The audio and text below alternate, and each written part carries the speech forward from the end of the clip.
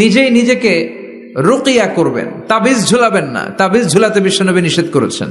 যে তাবিজ ঝুলায় আল্লাহ তাআলা ওই তাবিজের উপর তাকে ন্যস্ত করে দেয় আর বলে আমার রহমত তোর থেকে তুলে নিলাম, দেখি তোরে কে বাঁচায়। এজন্য আজ থেকে তাবিজ যা আছে ছিঁড়ে ফেলবেন। আল্লাহ সহি সমঝ দান করো। তো তাবিজ যারা পড়েন ছিঁড়ে ফেলবেন আজকে। রাজি আছেন তো? ছিঁড়ে কি করবেন? সূরা ফাতিহা পড়বেন, পড়ে ঝাড়ফুঁক চলবে আজকে থেকে। ঝাড়ফুঁক করা সুন্নাহ।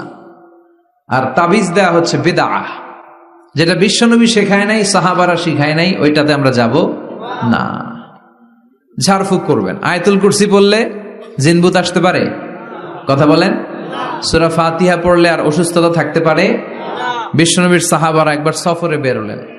সফরে বেরিয়ে হঠাৎ দেখলেন মরুভূমির মাঝখানে কিছু লোক জটলা পাকিয়ে রেখেছে, একটা লোক শুয়ে আছে। আবু সাঈদ আল খুদরি ছিলেন ওই সফরের লিডার। বললেন কি হয়েছে? তারা বলল আমাদের নেতাকে সাপে কামড় দিয়েছে, আরেক বর্ণনায় বিচ্ছু কামড় দিয়েছে, বিষের ব্যথায় আমাদের নেতা মারা যাবে। তারা নানা ধরনের বৈদ্যরাজ কবিরাজদেরকে এনে মন্ত্র পড়াচ্ছিল, সবাই মন্ত্র পড়ছিল, ছু মন্তর ছু কালিকুত্তার ঘু। ছোট বাচ্চারা পড়ে, বুঝানোর জন্য বললাম, তারা হয়তো অন্য কিছু পড়ছিল। তো এই যে এগুলো পড়ে ফু দিলে কি ভালো হয়? কথা কন, আরো রোগ বাড়ে, ঠিক কিনা? বাচ্চার হাতে 2টা, গলায় 3টা, কোমরে 4টা, এগুলোর ওজনেই তো বাচ্চা অসুস্থ হয়ে যাবে। কথা বুঝতে পেরেছেন? আবার কোমরে লাগায়, এটারে কি বলে? কাইতন। কি কয়? তাগা। চাচাই বলতেছে তাগা। তাগা টাগা লাগাবেন না। সূরা ফাতিহা পড়ে আজকে থেকে ফু দিতে হবে। আমার মাইকের আওয়াজ নিশ্চয়ই শহরের অনেক দূর যাচ্ছে। মায়েরা বোনেরা শুনে রাখবেন, অসুস্থ আপনি সূরা ফাতিহা পড়ে ফু দেন। বিশ্বনবী রাতের বেলায় বিছানায় যাওয়ার আগে সকাল সন্ধ্যা 3 কুল পড়ে হাতে ফু দিতেন। এরকম 2 হাতটা একসাথে করে এখানে ফু দিয়ে মাথা থেকে শুরু করে মেসেজ করতেন পা পর্যন্ত, দেহের যতটুকু জায়গায় যায়।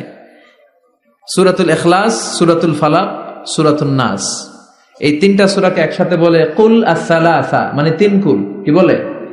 এই 3 কুল পড়ে না, যায় লিটন দেওয়ানের কাছে। কই যায়? লিটন দেওয়ান কিছু করতে পারে? তারপর হাতের রেখাতে অনেকে ভাগ্য বলতে চায়, এটা ভুয়া কথা। এই হাতের রেখায় কোনো ভাগ্য থাকে না। আপনারা শুনলেই কিছু মানবেন না, আপনারা কোরআন হাদিস দিয়ে যাচাই করবেন, দলিল খুঁজবেন। কি খুঁজবেন? দলিল। 1.5 কাঠার একটা জায়গা কুমিল্লা শহরে কিনবে, এটার দলিলটা ঠিক আছে কিনা দেখার জন্য পাগল হয়ে যায়।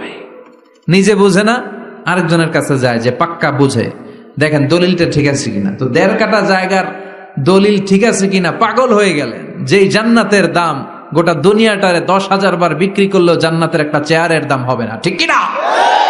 তো ওই জান্নাত আপনি পাবেন যেই আমল করে, ওই আমলের দলিল লাগবে না? কথা বলেন। তবে বিনয়ের সাথে, কারো কাছে যখন দলিল চাবেন বিনয়ের সাথে আগে বুঝে নিবেন কার সাথে কথা বলতেছেন।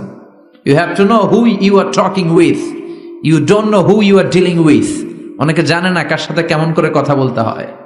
এজন্য আমি বলি যে জাননেওয়ালার উপরও জাননেওয়ালা আছে। তোমার অনেক পড়তে হবে, অনেক জানতে হবে, তাহলে তুমি সব বুঝবা, ঠিক কিনা?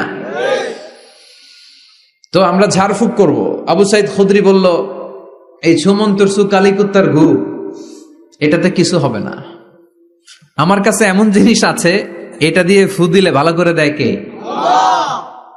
সবাই বলল তাহলে আমাদের নেতাকে ভালো করো। আবু সাঈদ খুদরি বলল তাহলে আমার ছাগল দিতে হবে, 1 পাল ছাগল। ওরা রাজি হলো। সবাইকে সরিয়ে উনি বসলেন। এই জীবনে প্রথম উনি রুকিয়া করেছেন। সূরা ফাতিহা পড়ে একবার ফু দিলেন, চোখ বন্ধ ছিল, সর্দারের চোখ খুলে ফেলেছে। আবার ফু দিলেন, এবার বসে গেছে, আবার ফু, হাঁটতে শুরু করছে, পুরা সুস্থ। সুবহানাল্লাহ পড়েন। 1 পাল ছাগল পেলেন, পথিমধ্যে একটা ছাগল জবাই করেও খেলেন। এরপর বিশ্বনবীর কাছে এসে মাসালাটা রিচেক করে নিলেন, ক্রস চেক, ডাবল চেক। আপনারা এখন ইউটিউবের সময় না, যে কোনো জিনিস সার্চ দিলেই সব পাওয়া যায়, আপনি জানতে পারবেন। তো একটা বিষয়ের উপর অনেকগুলো আলেমের বক্তব্য শুনবেন, ফলে ওভারঅল একটা ধারণা আপনি পেয়ে যাবেন। বুঝতে পেরেছেন? বিতিরের সালাত কয় রাকাত, অনেক মন্তব্য আছে, অনেক মতামত আছে। আপনি 5 জন স্কলারের কথা শোনেন, মোটামুটি একটা আন্দাজ পেয়ে যাবেন যে এটাই হয়তো হকের কাছাকাছি। গোড়ামি করা যাবে? ইসলামে গোড়ামি নাই। ইসলামের সৌন্দর্য হচ্ছে আত-তাইসির, simplicity is the beauty of Islam. সহজীকরণ হচ্ছে ইসলামের সৌন্দর্য। বিশ্বনবীকে যে কোনো অপশন দিলে সবচেয়ে সহজ অপশনটা নিতেন। সুবহানাল্লাহ পড়েন। বিশ্বনবীর কাছে এসে বললেন, ইয়া রাসূলুল্লাহ, সূরা ফাতিহা দিয়ে ঝাড়ফুঁক করে এক বর্ণনায় 100টা, আরেক বর্ণনায় 30টা ছাগল আমরা পেয়েছি। পথিমধ্যে একটা ছাগল জবাই করে আমরা খেয়েছি। এই যে কোরআন দিয়ে ফু দিয়ে আমরা ছাগল আনলাম, খাইলাম, এই ছাগল নেয়াটা জায়েজ হয়েছে কিনা বলেন। মাসালা ক্রস চেক করতে আসছে, ডাবল চেক, দেখে বিশ্বনবী কি বলে। বিশ্বনবী বলেন জায়েজ হয়েছে মানে কোরআনের দাম বাড়ায় দিয়ে আসছিস বেটা।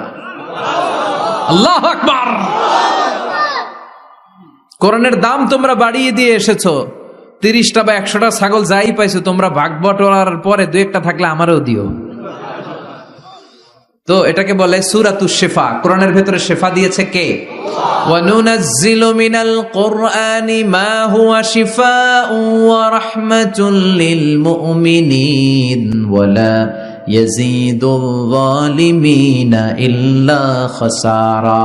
এই কোরআনের মধ্যে আমি শিফা দিয়েছি, রহমত দিয়েছি, বরকত দিয়েছি। মুমিনদের জন্য কোরআনকে শিফা বানিয়েছে কে? সূরাতুশ শিফা মনে থাকবে?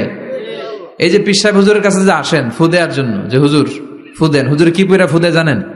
আজকে গোমর ফাঁস করে দিয়ে যায় হুজুরের, সূরাতুল ফাতিহা পড়ে ফু দেয়। হুজুরের কাছেও আইসেন, আপনারাও ফু দিয়েন, নিজেরাও দিবেন। সবসময় যে হুজুরের কাছ থেকে নিতে হবে তা না, আব্বা আম্মার কাছ থেকে নিবেন। 2 গ্লাসে পানি, পৃথিবীর সবগুলা পীর সাহেবরে বললাম হুজুর এই গ্লাসে একটু ফু দেন, হুজুর আমার ফু দিয়ে দিল। আমার আব্বা উনি আরেক গ্লাসের পানির মধ্যে ফু দিয়ে দিল। মুহূর্তের মধ্যে আমার আব্বার ফুটা কাজে লেগে যাবে। গোটা পৃথিবীর পীর সাহেব একদিকে, বাবা মার দোয়া আর ফু আরেকদিকে, ঠিক কিনা? তো এই জন্য সূরাতুল ফাতিহার এক নাম হচ্ছে সূরাতুশ শিফা। কি নাম? সূরাতুশ শিফা। আবার এই সূরার আরেক নাম হচ্ছে সাবউল মাসানি, নিত্য পাঠনীয় সপ্তবাক্য। নিত্য পাঠনীয় সপ্তবাক্য, যেই সূরাটা প্রতিদিন পড়া হয়। রব্বুল আলামিন বলেন, ওয়ালাকাদ আতাইনাকা সাবআম মিনাল মাসানি ওয়াল কুরআনাল আযীম। ও নবী, আমি আপনাকে নিত্য পাঠনীয় 7টা বাক্য দান করেছি, সাথে সাথে কোরআনে আজিম দান করেছি। সুবহানাল্লাহ। নিত্য পাঠনীয় 7টা বাক্য, এমন 7টা বাক্য এই সূরাতুল ফাতিহা, যে 7টা বাক্য সব সময় পড়তে হয়। যারা প্রতিদিন নামাজ পড়ে, শুধু ফরজ নামাজ পড়ে, তার 17 বার পড়তে হয় এই সূরাটা। সুবহানাল্লাহ মাহফিলের পরে। আর যারা সুন্নাত সহ পড়ে তাদের প্রতিদিন 32 বার এই সূরাটা পড়তে হয়। তাহলে যেই লোকটার বয়স হয়েছে 50 বছর, সে যদি নামাজি হয়ে থাকে, একটু হিসাব করেন লোকটার বয়স কত? 50। আর লোকটা নামাজি না বেনামাজি? নামাজি।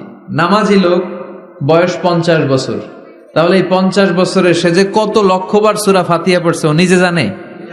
সুবহানাল্লাহ কই? আল্লাহু আকবার। এমন সূরা যেটা প্রতিদিন পড়তে হয়। আবার বিশ্বনবী বললেন, লা তুহসা আজাইবুহু ওয়ালা তাবলা গরাইবুহু ফিহি মাসাবিহুল হুদা ওয়া মানারুল হিকমা। কোরআন এমন কিতাব, সূরাতুল ফাতিহা এমন সূরা, এই সূরার আশ্চর্যান্বিতার কোনো শেষ নাই। এই সূরা কোনোদিন পুরান হয় না। যাদের 80 বছর বয়স, কত কোটিবার আপনি সূরা ফাতিহা পড়ছেন? বুকে হাত দিয়ে বলেন তো, কখনো কি আপনার মনে হয়েছে যে প্রত্যেক দিন নামাজটা শুরু করলে এই সূরাটা দিয়ে শুরু করতে হয়? কত কোটিবার বললাম, আর ভাল লাগে না, পুরান পুরান লাগে। বুকে হাত দিয়ে বলেন, দাঁড়ান একজন, যে হুজুর আমার কাছে আর ভাল লাগে না, সূরাতুল ফাতিহা পড়তে পড়তে এটা পুরান লাগে, কালকে থেকে কুলহুয়াল্লাহ দিয়ে শুরু করো। এরকম ডাকাইতে আছে কেউ? নাই। কারণ কোরআন কখনো পুরান হয় না, যতই পড়ি ততই নতুন। চিল্লায় পড়েন আল্লাহু আকবার। এজন্য বিশ্বনবী বললেন, ও উম্মতেরা শোনো, 60টা আয়াত বিশিষ্ট এই সূরাটাকে দেখতে ছোট মনে হয়, সবার মুখস্থ, প্রত্যেকের কলিজার ভেতরে আছে। তোমাদের কাছে সাধারণ মনে হয়, সূরাটা সাধারণ না, অসাধারণ করে সূরাটারে নাজিল করেছে কে? পড়েন সবাই, আউযু বিল্লাহি মিনাশ শাইতানির রাজীম, বিসমিল্লাহির রহমানির রহিম, আলহামদুলিল্লাহি রাব্বিল আলামিন, আর রহমানির রহিম মালিকি ইয়াউমিদ্দিন ইয়্যাকা না'বুদু ওয়া ইয়্যাকা নাস্তাঈন اهدنا الصراط المستقيم صراط الذين أنعمت عليهم غير المغضوب عليهم ولا الضالين